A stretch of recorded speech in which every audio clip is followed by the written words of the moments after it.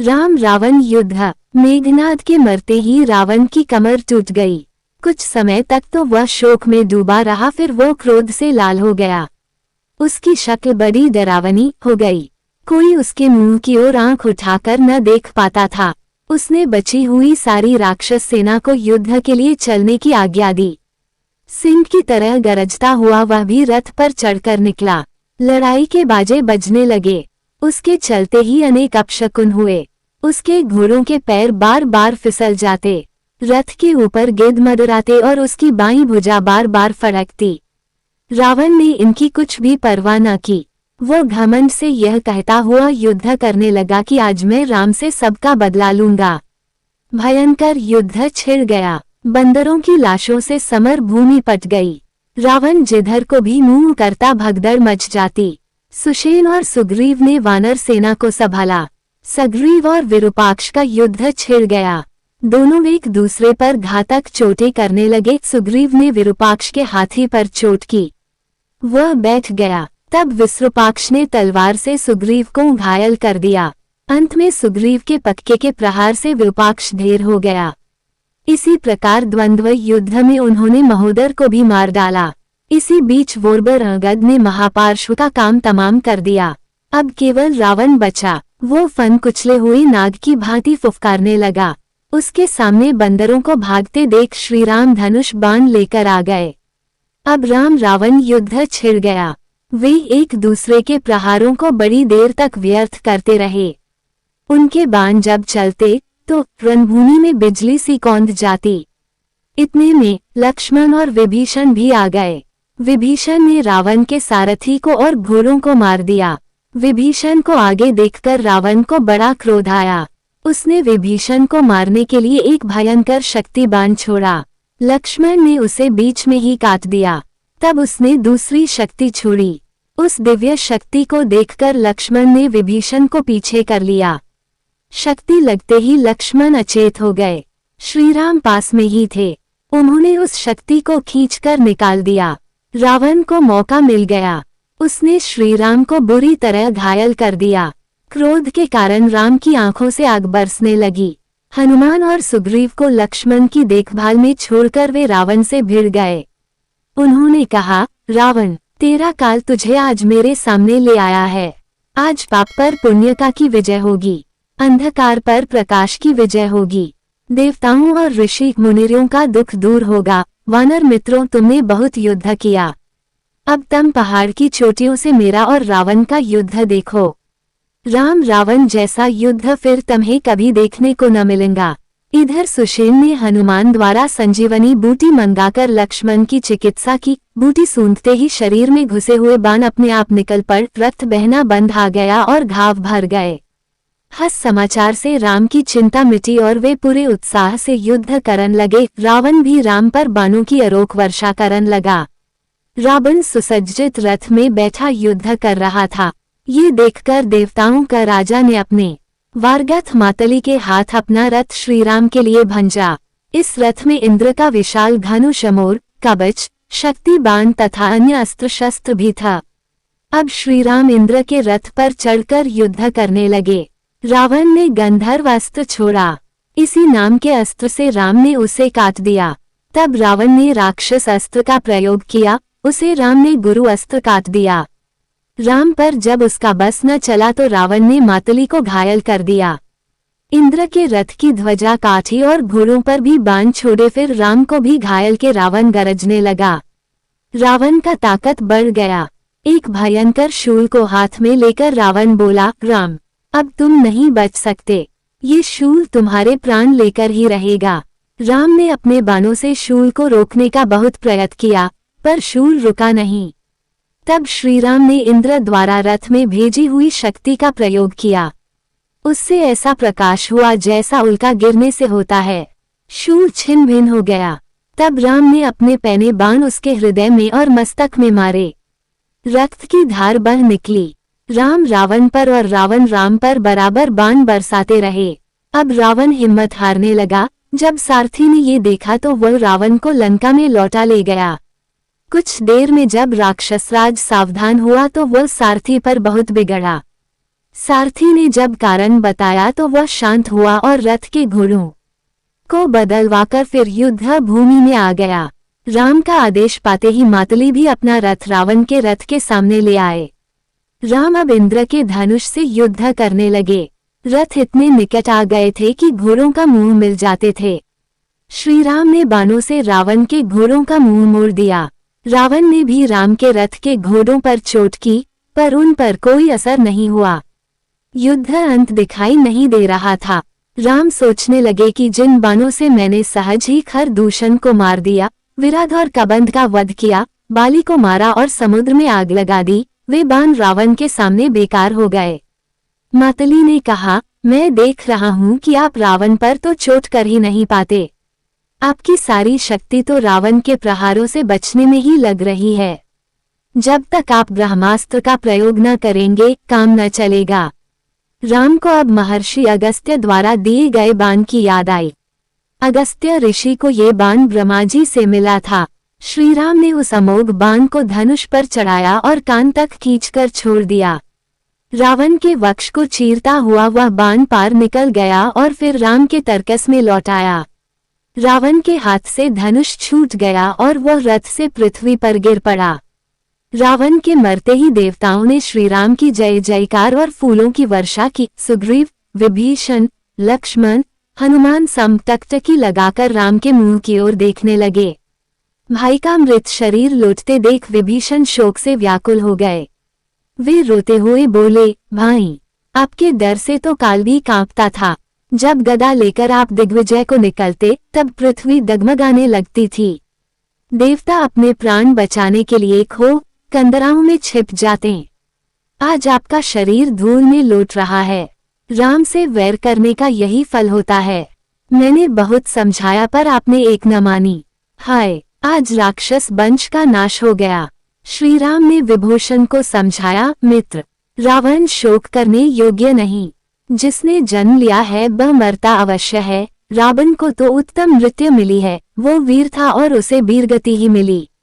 तुम शोक छोड़कर उसका विधि पूर्वक अंतिम संस्कार करो। इतने में मंदोदरी आदि रानियां भी रणभूमि में आ गईं और रोने लगीं। मंदोदरी के विलाप को सुनकर सबकी आंखों में आंसू आ गए। श्री राम ने उन्हें समझा बुझाकर उचित दाह संस्कार करने के लिए कहा। रानियों को लेकर विभाषण नगर में चले गए। इंद्र और राम ने मातली को आदर के साथ विदा किया। सुग्रीव को श्री राम ने हृदय से लगा लिया और कहा, मित्र, तुम्हारी सहायता से ही इस राक्षस राज का अंत हो सका। वे सभी वानरों सब मिले और उनसे बोले, तुम सबने जो मेरे साथ भलाई की है उसे मैं कभी न भूलूंगा। दाह संस्कार के बाद जब विभीषण लौट आए तो श्री रामचंद्र जी की आज्ञा से लक्ष्मण ने नगर में जाकर विभीषण का राज तिलक किया। विभीषण सहित सब लोग राम के पास आ गए। अब श्रीराम ने हनुमान से कहा, महाराज, विभीषण से अनुमति लेकर अशोक वाटिका जाओ। जनकनोदिनी को युद्ध के समाचार दो। जो कुछ वे कहें मुझे आकर बताओ। हनुमान से रण के समाचार पाकर जानकी बोली, मैं अब जितना जल्दी हो सके स्वामी के दर्शन करना चाहती हूँ। सीताजी का समाचार पाकर श्रीराम ने विभीषण से कहा, जानकी जी को स्नान कराकर और वस्त्राभूषणों से सजाकर ले आओ। विभीषण ने राजभवन में जाकर सुंदर वस्त्राभूषणों का प्रबंध किया और सीताजी का श्रृंगार करने के लिए चतुर स्त्रियों को अशोक वाटिका भेजा। तैयार होकर सीता हर्ष के साथ पालकी में बैठकर श्रीराम के पास आई। श्रीराम ने विभीषण से कहा, मित्र, अब मैं आज ही अयोध्या को लौट जाऊंगा। 14 वर्ष की अवधि समाप्त हो रही है। भरत मेरे लिए दिन रात तप कर रहा है। अगर एक भी दिन की देर हो गई तो भरत मुझे जीवित न मिलेगा। इसलिए मेरे लौटने की तैयारी करें। विभीषण ने लंका में रुककर विश्राम के लिए बहुत कहा, पर राम नहीं माने। तब विभीषण ने पुष्पक विमान मंगवाया। उस पर सफेद और पीली पताकाएं फहरा रही थीं। खिड़कियों में रत्न जड़े थे। वो मन की गति से चलने वाला था। विभीषण बोले, प्रभो, विमान आ गया, अब क्या आज्ञा है? श्रीराम ने कहा कि इस विमान में अपने कोष से रत्न आभूषण भर लाइए और उन्हें वानर सेना में बरसा दीजिए। इन्होंने प्राणों का मोह छोड़कर मेरे लिए युद्ध किया है। विभीषण ने तुरंत आज्ञा का पालन किया। रत्न आभूषण लूटकर वानर सेना बड़ी प्रसन्न हुई और रत्नों से खेलने लगी। सीता और लक्ष्मण सहित श्रीराम विमान पर बैठे। सुग्रीव, विभीषण और प्रमुख वानर वीरों ने साथ चलने की प्रार्थना की। श्रीराम ने उन सबको विमान पर बैठा लिया। आज्ञा पाते ही विमान उड़ चला। वानर अपने अपने घर चले गए। विमान उत्तर की ओर उड़ने लगा। श्रीराम सीता को प्रमुख स्थानों के नाम बताते जाते थे। देखो, पर्वत पर बसी ये लंका कितनी सुंदर है। ये देखो रणभूमि है। देखो लक्ष्मण और सुग्रीव के मारे हुए कितने राक्षस पड़े हुए हैं। देखो, यह नीचे सेतु बंद है। यही विभीषण से मेरी मित्रता हुई थी। वह देखो, आगे किष्किंधा है। यही वानर राज सुग्रीव की राजधानी है। किष्किंधा को देखकर सीताजी बोली, मेरी इच्छा है कि सुग्रीव की रानियां भी हमारे साथ अयोध्या चलें। विमान को नीचे उतरने की आज्ञा हुई। सुग्रीव अंतःपुर में गए। युद्ध के समाचार देकर उन्होंने तारा से सीताजी के अनुरोध की बात कही। तारा, रुमा और अन्य रानियां तैयार होकर विमान पर आ गईं। विमान फिर उड़ चला। श्रीराम ने सीताजी को दिखाया, यही सुग्रीव से मेरी मित्रता हुई थी। पंपा सरोवर के किनारे राम ने शबरी का आश्रम दिखाया और कहा कि जब मैं तुम्हारे वियोग में भटक रहा था तो यही शबरी से मेरी भेंट हुई थी। फिर उन्होंने कबंध वध, रावण जटायु संग्राम के स्थान सीताजी को दिखाए। सीता, देखो, ये जनस्थान है। ये देखो पंचवटी में हमारी पर्णकुटी अब तक बनी हुई है। ये गोदावरी नदी की विशाल धारा ऊपर से कैसी पतली दिखाई दे रही है। अगस्त्य के आश्रम, सती अनुसुया के आश्रम, चित्रकूट और यमुना नदी पर उड़ता हुआ विमान प्रयाग पहुंचा। तुरंत ही श्रृंगवपुर दिखाई देने लगा और फिर सरयू और अयोध्या नगरी भी दिख पड़ी। राम ने कहा, सीता अपनी नगरी को नमस्कार करो। यह मेरी मातृभूमि मुझको प्राणों से भी अधिक प्यारी है। यहाँ का हर व्यक्ति मुझे प्यारा लगता है। सबने अयोध्या को प्रणाम किया। राम की आज्ञा से विमान लौटकर भरद्वाज मुनि के आश्रम में उतरा। श्रीराम ने मुनि को प्रणाम कर अयोध्या का कुशल समाचार पूछा। मुनि ने बताया कि अयोध्या में सब कुशल हैं। धर्मात्मा भरत आपके दर्शन के लिए व्याकुल हैं। आज रात यहीं रहें, कल अयोध्या चले जाएं। श्रीराम ने मुनि का आतिथ्य स्वीकार कर लिया। मुनि के प्रताप से सब वृक्ष फलों से लद गए। सबने अमृत के समान मीठे फल खाए। तब श्रीराम ने हनुमान से कहा, तुम अयोध्या जाकर हमारे आने की सूचना भरत को दो। रास्ते में निषादों के राजा गो से भी मिलना। वे मेरे बड़े मित्र हैं। उनसे तुम्हें भारत का सच्चा समाचार मिल जाएगा। उसके बाद श्रीराम ने सीताजी को दिखाया, यही सुग्रीव से मेरी मित्रता हुई थी। पंपा सरोवर के किनारे राम ने शबरी का आश्रम दिखाया और कहा कि जब मैं तुम्हारे वियोग में भटक रहा था तो यही शबरी से मेरी भेंट हुई थी। फिर उन्होंने कबंध वध, रावण जटायु संग्राम के स्थान सीताजी को दिखाए। सीता, देखो, ये जनस्थान है। ये देखो पंचवटी में हमारी पर्णकुटी अब तक बनी हुई है।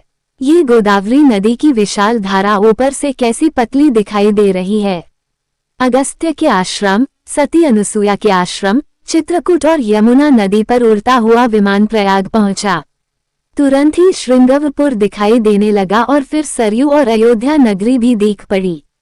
राम ने कहा, सीता अपनी नगरी को नमस्कार करो। यह मेरी मातृभूमि मुझको प्राणों से भी अधिक प्यारी है। यहाँ का हर व्यक्ति मुझे प्यारा लगता है। सबने अयोध्या को प्रणाम किया।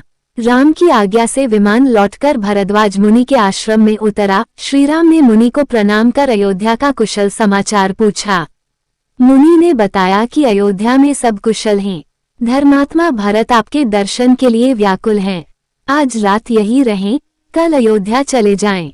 श्रीराम ने मुनि का आतिथ्य स्वीकार कर लिया। मुनि के प्रताप से सब वृक्ष फलों से लद गए। सबने अमृत के समान मीठे फल खाए। तब श्रीराम ने हनुमान से कहा, तुम अयोध्या जाकर हमारे आने की सूचना भरत को दो। रास्ते में निषादों के राजा गो से भी मिलना। वे मेरे बड़े मित्र हैं। उनसे तुम्हें भारत का सच्चा समाचार मिल जाएगा। उसके बाद नंदीग्राम जाकर भरत से भेंट करना और उन्हें हमारे वनवास की अवधि पूरी कर लौट आने का समाचार देना। फिर अयोध्या का समाचार लेकर तुम शीघ्र लौटो। जाकर भारत से भेंट करना और उन्हें हमारे वनवास की अवधि पूरी कर लौट आने का समाचार देना, फिर अयोध्या का समाचार लेकर तुम शीघ्र लौटो। मनुष्य का रूप बनाकर हनुमान पहले गो से मिले और भरत का समाचार लिया। फिर नंदीग्राम में भरत के पास पहुंचे। राम के आने का समाचार पाकर भरत फूले न समाये। अयोध्या का समाचार लेकर हनुमान श्रीराम के पास पहुंच गए। विमान अयोध्या की ओर उड़ चला। इधर अयोध्या में श्रीराम, सीता और लक्ष्मण के स्वागत की तैयारियां होने लगी। सारा नगर बंधनवार और पताकाओं से सज गया। तरह तरह के बाजे बजने लगे। माताओं ने आरती के थाल सजाए। भरत ने राम की चरण पादुकाएं सिर पर रख ली। विमान की प्रतीक्षा में सब लोग नंदीग्राम में इकट्ठे हो गए। विमान को देखते ही श्री रामचंद्र की जय से आकाश गूंज गया। रामचंद्र जी के उतरते ही भरत ने उनके चरणों में प्रणाम किया। श्री राम ने भरत को गले लगा लिया। शत्रुघ्न से मिलकर राम सब अयोध्या वासियों से मिले। शत्रुघ्न ने लक्ष्मण और सीताजी के चरणों में प्रणाम किया। माताओं के चरणों में प्रणाम कर श्री राम वशिष्ठ जी के आश्रम में गए और उन्हें प्रणाम कर आशीर्वाद प्राप्त किया। भरत और शत्रुघ्न, विभीषण, सुग्रीव आदि सभी से मिले। पुष्पक विमान को श्रीराम ने कुबेर के पास चले जाने की आज्ञा दी।